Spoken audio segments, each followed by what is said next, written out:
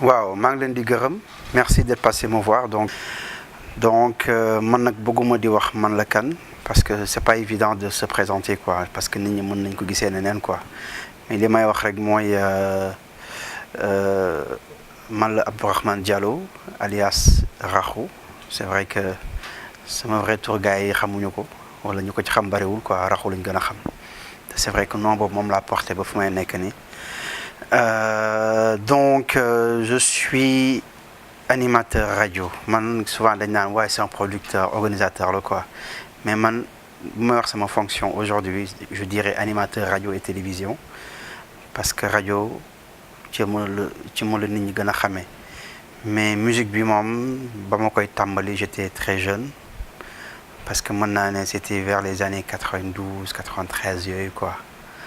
laa doon commencé di animer tu vois je mixais par-ci par-là et puis dem ba am plaisir xam nga ma ne non man ça j'aime bien mais boo nekkee di animer souvent dama amoon ay DJ yu ma doon liggéeyal aussi mais man j'aimais tellement prendre le micro mu ma doon gënal sax di mixer quoi prendre le micro def genre MC quoi tu vois parler dédicacer tu vois faire de l'ambiance.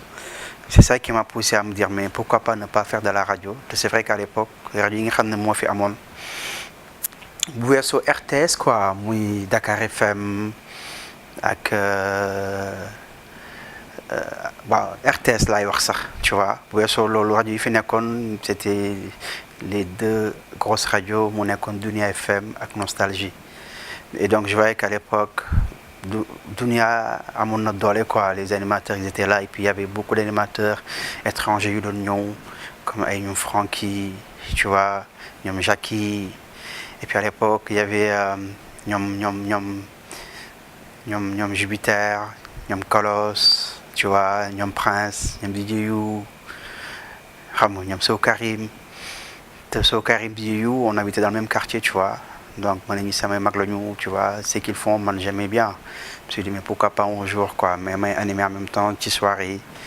ma xëy un jour dem Dakar FM parce que je voulais voir Michael Souma parce qu'à l'époque aussi Michael il faisait des xawma c'était les mercredis fàtt naa noo émission bi pour les jeunes quartiers yi bëggoon def rajo il les testait en fait quoi mais man loolu defuma ko en fait quand je suis arrivé man ça m'a pas attiré trop. Je venais le voir comme ça par hasard j'ai rencontré Fatou Sakho on parlait comme ça le feeling est passé mu ne ma mais tu veux faire de la radio ma ne ko si mu ne ma donc viens avec moi elle m'a fait rentrer dans le studio on faisait co-animateur en fait c'est quand j'ai animé elle m'a laissé tout seul faire l'animation moom mu génn bàyyi ma ci cabine bi je me rappelle à l'époque ki nekkoon ci réalisation c'était Christian Noël maa ngi koy nuyu xamatuma ci ban dëkk la nekk dégg naa nekkatul Sénégal quoi donc m'a animé mais quand je suis sorti elle m'a tellement rassuré moi pourtant tu animes bien vraiment t'as une belle voix et c'est là où elle m'a poussé à faire de la radio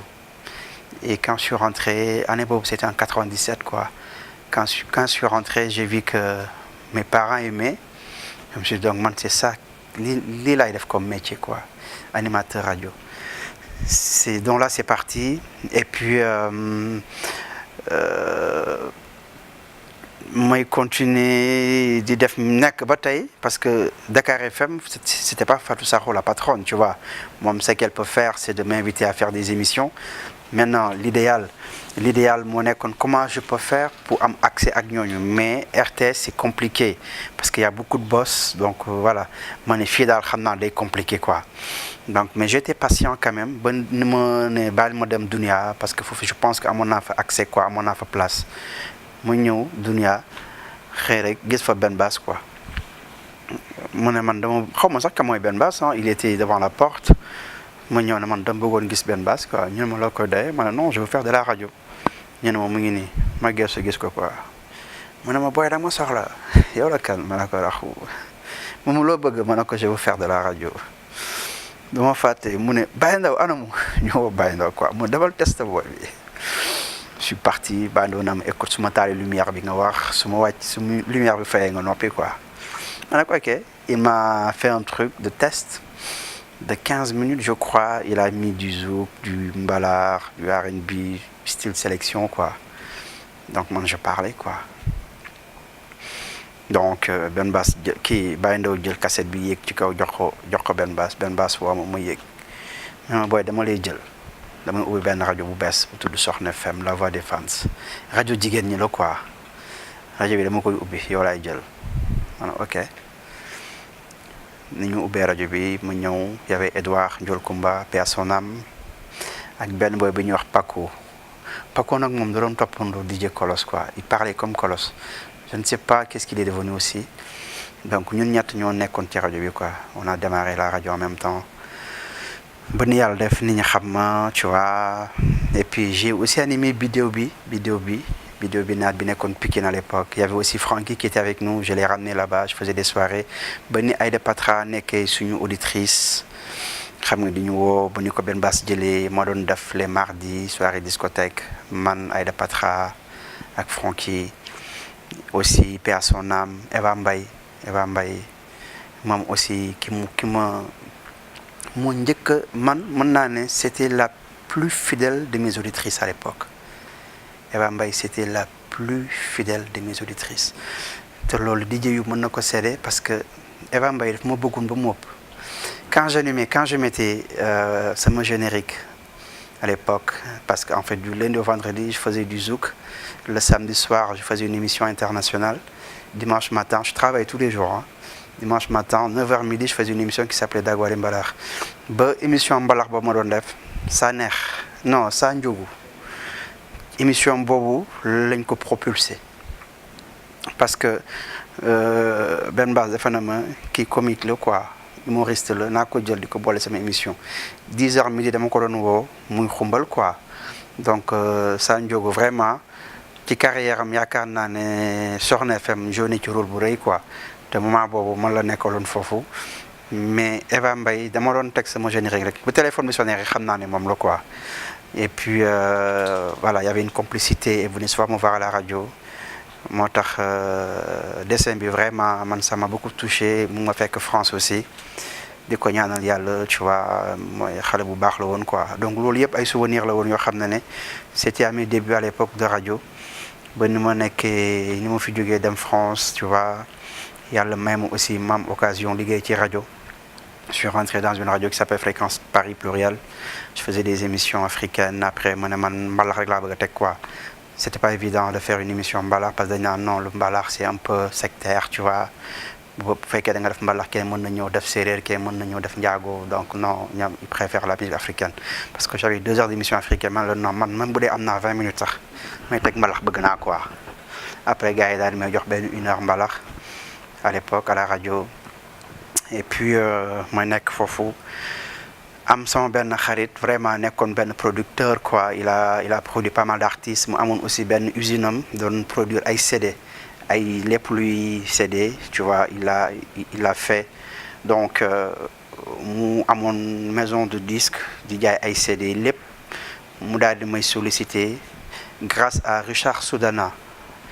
je pense que ne mélomanes yi xam nañ ko quoi parce que même voix Dunia FM yëpp moo ko doon def à l'époque bu doon dégg Dunia FM c'était sa voix Richard Soudana mu nekkoon sama grand bu baax il m'a mis en relation avec ce gars-là voulait faire une émission boo xam ne c'était pour vendre ses produits donc il voulait un animateur il m'a sollicité en fait donc il m'a payé mais lui il payait la radio parce que en France il y a des radios yoo xam ne les créneaux da nga koy jënd c'est-à-dire boo amee 1 heure da nga koy jënd quoi tu vois mu ngeen tey ji kenn war a animer benn rajo fii patron rajo non man heure yi dama la koy jaay parce que émission boobu bokkul ci concept rajo bi quoi parce que moom ce qu'il voulait faire c'était la musique capverdienne tu vois parce que moom il produisait beaucoup les artistes capverdiens tu vois ak les artistes reggae il a même produit Adjaman tu vois donc il voulait vendre ces CD-là donc il m'a pris pendant 1 an je faisais de la radio avec lui tu vois il payait la radio ni yàlla def léegi li mu bëggoon mu am ko am na satisfaction album yi mi ngi doon dox à l'époque boutique bi xam nañ ko moom mu arrêté contrat bi ak rajo bi mais quand il a arrêté man la radio m'a repris parce que nee nañu man li mu doon def dafa leen neex quoi donc il voulait que man je fasse une émission africaine j'ai donné le nom de l'émission Belle Afrique sur Espace FM noonu laa fa nekkee ba fi may wax ak yow nii donc voilà donc musique daal laa xam te ci loolu laay yàgg a nekk quoi. pourquoi le surnom Raxu. mais en fait loolu man ba mu nekkee xale maa ngi fàttaliku un jour samay copains ñoo ne dugg si kër ne Raxu sama ne bu la wax sama doom Raxu ah Depuis quand j'étais jeune, en fait. Parce que Rakhou, c'est le surnom de Abdourahman, en fait. Donc, Rakhou bi, nous Abdourahman, on les appelle Rakhou. Mais moi, ma maman ne voulait pas, quoi, tu vois. Mais là, c'est depuis quand je suis... En fait, ça m'a kharit, yundaw, ñomako tudé. Donc, et depuis là, c'est parti. Mais, ba may def radio, dama amone choix. Mané Abdourahman, est-ce que ça se dit à la radio? Sama ben grand DJ yo ñuy waxtaan. Te loolu man fàtte woon naa ko sax. Tur boobu fàtte woon naa ne yu moom ko wax. Parce que dañ daje y a pas longtemps 2S mu naa mu mais boy yaa ngi fàttaliku sa tur bi ma maa la ko jox ma ne ko ah bon mu ne ma ne pourtant grand je me rappelle plus parce que dañ toog këram quoi ma ne ko dama war a def rajo quoi Dunia moom non da ngay wax DJ Rakhou quoi DJ Rakhou c'est plus correct nga Abdourahman quoi ma ne ko mais donc c'est parti quand je suis venu à la radio moi je me suis présenté DJ Rakhou et depuis c'est parti quoi fa la Rakhou bi kii quoi. De l'animation à la restauration. Comment s'est fait la reconversion? Non xam nga ma restauration je l'ai toujours voulu parce que dafa ànd ak li may def parce que boo nekkee ci communication ngay def rajo di indi ay artistes def ay concerts donc boo amee restaurant pour moi c'est en plus parce que c'est toujours dans le monde en fait il y a du monde dafa am benn continuité bi nga xam ne day am parce que maa ngi def rajo am naa ay relations. Tu vois, j'ai des auditeurs. Yo xamné suma amé radio, suma amé restaurant, mën na la waxtaan na écoutez, j'ai un restaurant. Ah bon, OK, on va aller. Donc en fait, li may def c'est un plus par rapport à sama restaurant. De lo xamné ne mën na ma handicapé quoi. Tu vois? Et puis je ramène des artistes. Par exemple, man souvent artiste may indi dañ may laaj li perdium mën ko joxé dañuy dem restaurant diko fa fay. Donc man restaurant biñ koy fay suma mon sama restaurant bop dañuy ñëw lek fofu. Tu vois donc en fait du loo xam ne daf may éparpiller quoi damay réer quoi tey jii xëy na su ma doon def leneen mën naa ne mi li may def ak léeg ça n'a rien à voir mais ça reste en fait dans le même cadre ay nit lay accueillir donc man j'aime le contact humain avec des gens tu vois bu may def rajo c'est les auditeurs qui m'appellent on discute tu vois et puis la restauration aussi pareil c'est des gens qui viennent te voir voilà man j'aime le contact. Donc voilà, c'était un plaisir. J'ai toujours rêvé d'avoir un restaurant. Bamako Amé, c'est en plus, donc ça se marie quoi. 92, 93. Parce que moi, je faisais des matinées à la maison. De matinées yoyu, et 94, 95 là, qu'on a fait kër. Donc, lolu mu ngi bëgg yag. Te matiné bobu nu ma diké sama kër parce que dama doon nëbbatu quoi, samay parents. Parce que sama yaay bëggul woon trop musique quoi dama doon tëgg ay matinée dina bëtu ci koñ bi ma xëy un jour tëgg benn matinée doxul quoi waaye borom kër gi ñëw sama kër papa quoi mais sa doom dafa ma mel xaalis paa bi ne ko lu xew ma dafa tëgg soirée mi fayu ma waaye yow mën a tey ma dee quoi tey ma paa bi jàppee paa bi ne ma ah boobu waaw seen yaay na matinée soirée yow doo jàkk yaa lay wax soirée non ma ne tey moom ma ne kii moom tey rek ñu rey ma quoi paa bi laaj ko ñaata la paa bi fay ko xaalis bi quoi waaj a dem paa bi ne mais yow looy dem këru jaamu tëgg ay matin yow nga am kër yow xool sa kër nu mu rëyee looy dem feneen yow fii kenn la gën a rëy la kër fii non mais gëmee moo ko ba ma ko sam papa waxee moom nag moom may fit quoi donc moo tax je me rappelle en 97 mon papa était malade et quand je suis parti parce que dafa amoon en fait il avait perdu les deux côtés ñaan ko AVC je crois donc il pouvait pas vraiment parler et quand je suis parti faire de la radio Dakar FM ak Fatsaro quand je suis rentré j'ai vu le sourire de mon papa ce sourire là m'a motivé 1000 fois pour me dire que désormais mon boulot ce sera ça xëy na bu mu ñëwoon sama papa mer ñàngal yooyu parce que man j'étais vraiment son ami quoi donc bu mu ñëwoon gis ko mu mer rek xëy na damay sëgg rek ne lii du mu ko def ndax sama papa bëggul mais quand je suis rentré son premier regard c'était un sourire parce que mënu woon wax mais ce sourire là m'a donné une motivation de ouf je me suis dit mon job ce sera ça te kenn mënu ma ko dindi et je pense que li may def aujourd'hui il est fier de moi parce que xam naa ne neexoon na ko gis doomam nit ñi xam ko gis doomam nit ñi bëgg ko gis doomam di liggéey parce que mon papa a toujours voulu qu'on travaille bañ a tàllal suñu loxo quoi donc ça c'est une fierté donc moo tax dinaa liggéey ba génn àdduna man liggéey rek laa xam. C'est vrai que depuis 2006 je prends les artistes sénégalais je les ramène en Europe. C'est une fierté de faire ça man defuma ko pour nit ñi naan ma je suis le Don King defuma ko pour ñu am yow yaa fi nekk defuma ko pour ñu may gis parce que 2006 ba jamono ji may wax nii amul ku mu yóbbuwul Paris mais sénégalais yéex nañ ko xam parce que mosuma jiital sama tur 2006 ba tey bu doon dama doon def rek raxu rek lu ma def rek na raxu kon tey jii dañ ne non mais kii yàgg na ci quoi mais il y a beaucoup de gens qui pensent que ne je viens de le faire il y a beaucoup de gens Viviane son premier album ba muy génn je faisais de la radio sur Soxna FM je me rappellerai toujours Viviane suñu premier contact dafa ne yow raxu yow ñu lay woo jigéen ñi lay woo naa la ci suuf bari na de looy wax ak ñoom premier album de Viviane Mbacké Dioum son premier single ba mu nekkee États-Unis ñëw naan sama yaay booy nag ma baal ak ku njureel diis na lool sama rajo la ñëw maa ko waroon invité mais man j'ai pas pu Edouard moo ko jël li ma lay wax ni yàgg na artistes yu bëri Salam Diallo ba ko kii di produire Cyril Bathily Mbour Cyril indil ma compilation c'est-à-dire maquette la sax Salam Diallo ay ñeeño bala manse yooyu ñu ko indi suñu rajo ñu koy jox pour ñu koy teg loolu yàgg na Kumba Gawlo premier album moom yaay moo ñëw ba suñu rajo man je me rappelle toujours li mu wax dafa na ma jàppale leen sama doom bi ba mu naan seytaane xom la nag lan mais loolu yàgg na kon yàgg naa ci musique te loolu rajo la kese donc man temps bi may animé bu ma ko bëggee officialiser mën naa ne 94 la quoi minimum maa ngi ci musique di animé donc loolu yàgg na quoi du tey 2006 laa commencé jël artistes yi di leen yóbbu mais man li may wax rek li tax ma ko doon def man bu may ñëw di def rajo ma am benn créneau musique africaine man ma ñëw ne leen bu dee am naa 20 minutes sax nañ ma may ma teg malax moom ma gënal 4 heures de temps rajo kon man dama bëgg sama dëkk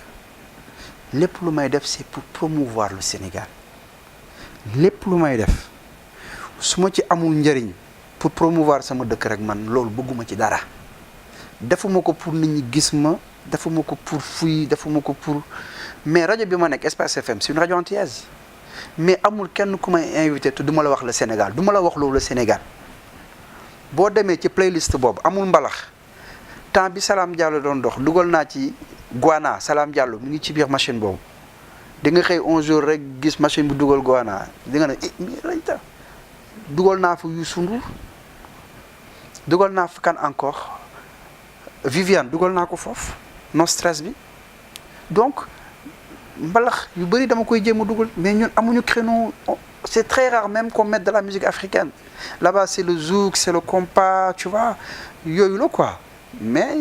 c'est toujours un plaisir de promouvoir la musique sénégalaise donc loolu c'est un plaisir man li may def nii defuma ko pour jéem a waaye ma fi nekk je suis le roi je suis non mais je suis rien li may def nii keneen mën na ko def mais si on fait un truc on le fait déjà pour le plaisir man sama plaisir moo ma sonal bu doon dama doon def business rek kon man weesu naa fii ci musique ndax li ma ñàkk sama alal ci musique dafa bari mais man plaisir passion moo may sonal damay ñëw jël benn artiste bu ma neex ma jël ko yóbbu na ñaan mais yow est-ce que wér nga artiste bi ngay yóbbu nii fekk na man c'est un plaisir de l'amener ou bien su ma am ak moom benn relation bu rafet ba ko jàppale ma def ko donc du business quoi. dara xëyul yomb parce que déjà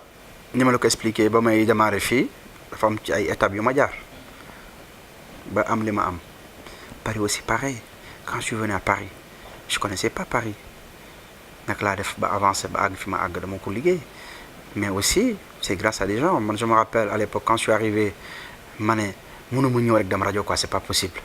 fii j'étais connu à l'époque ndax Mosaïque bi taxoon na gars yi xam ñu tu vois temps yu ma amee Mosaïque damoon na ba ñu ñemeetuñu jël car rapide di ñibbi parce que ne aussi loolu mooy danger bi benn baas yàgg nañu ko wax benn baas ne mais yéen li ma am yéen amoo leen ko ñu ne ko lan mu ne ma man dinaa dugg fu ma neex te kenn xamuma benn baas fu ko neex lay dem mais kenn su ko xam paix à son âme yàlla na ko yàlla yërëm xare ko àjjana ku baaxoon man sama père la woon quoi mais ñun bañ demee bañ na fës ci Mosaïque bi télé bi fu ñu romb ñu xàmmee ñu boo doon jël car rapide sax toog xam nga da ngay def rajo moom animateur rajo kenn mënu ko xam animateur rajo voix bi la ñuy dégg duñ ko gis bu la neexee jël car rapide bu la neexee dugg fu la neex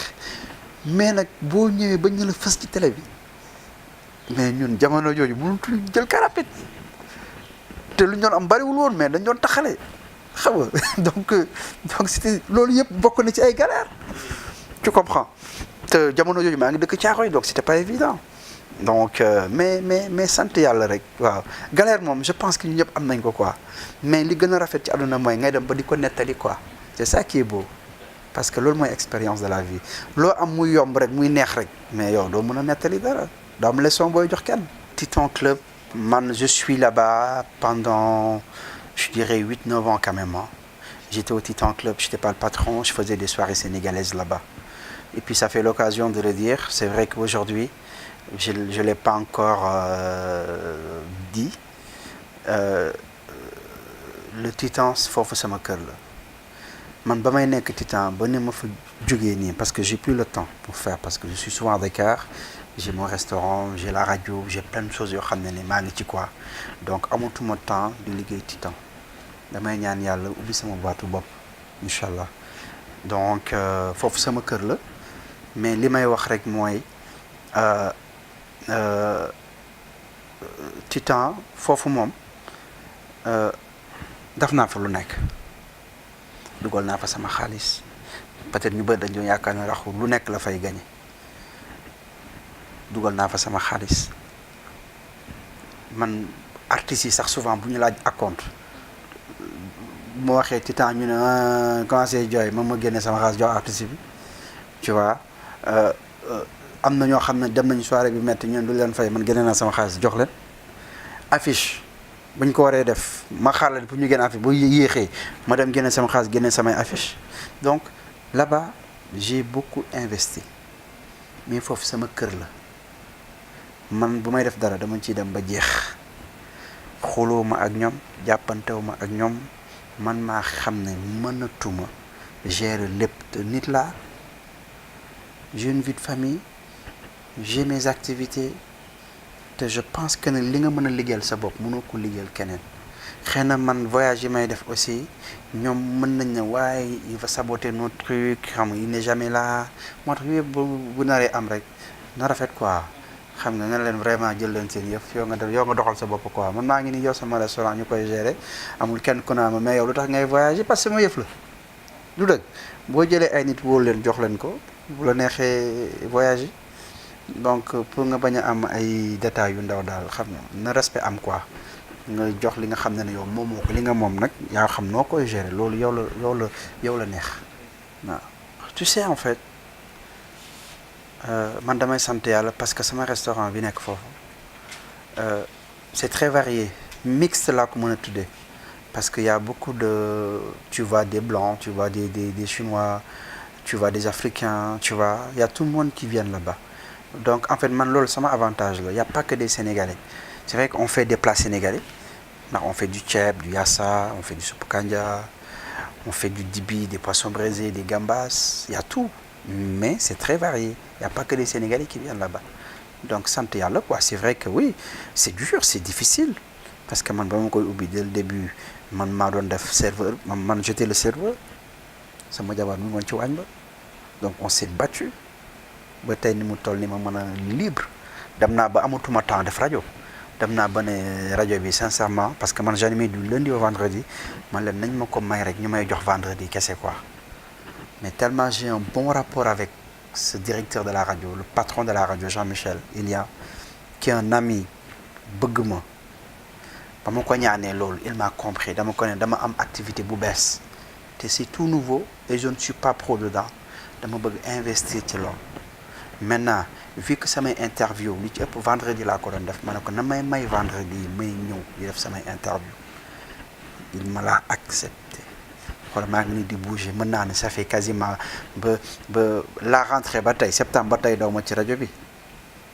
mais changé nañu grille yu bees yëpp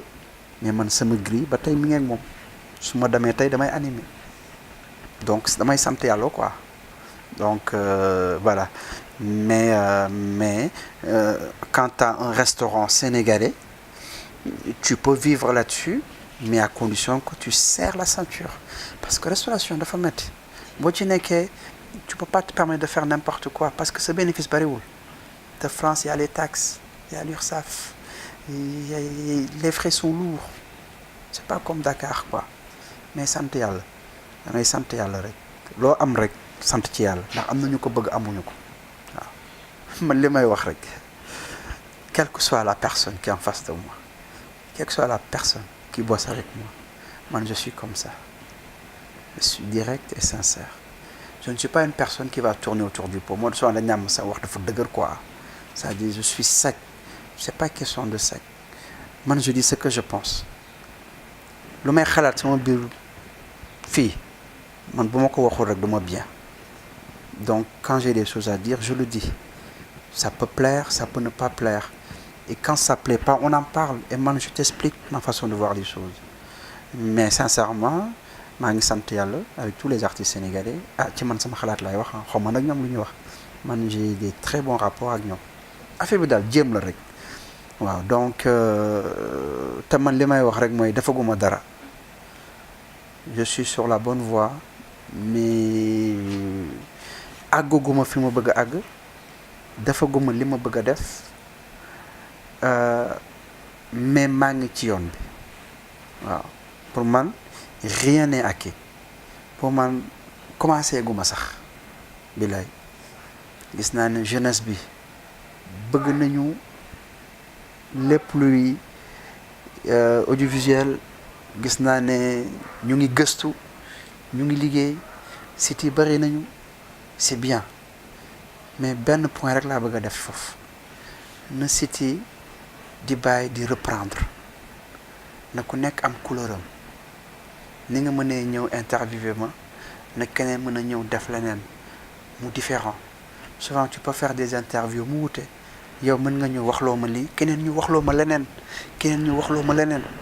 loolu mooy richesse bi nga xam ne ñun moom la ñu war a am waaye di jël rek du dugal doo gëstu xamuñu ban relation la am ak yow mën naa wax musiba ñu jël ko mën naa wax leneen bari nañu gëstu lépp luñ bëgg rek nañ ciy gëstu ndaxte loolu moo ñuy avancé loo bëgg da koy gëstu loo bëgg ba booy wax ñu ne non kii kat xam na lu muy wax wala kii kat kii bu góorgóorloo dina mën a avancer parce que xam nañ ne moom la bëgg mais mënoo bëgg dara ba pare nga tayal ci c'est pas possible. En tout cas, merci d'être passé me voir encore une fois. Je remercie Nathalie, vraiment Nathalie.sn. Je remercie toute l'équipe. Vraiment, vous êtes sur la bonne voie. C'est le Sénégal qui gagne. Soyons ensemble, c'est important.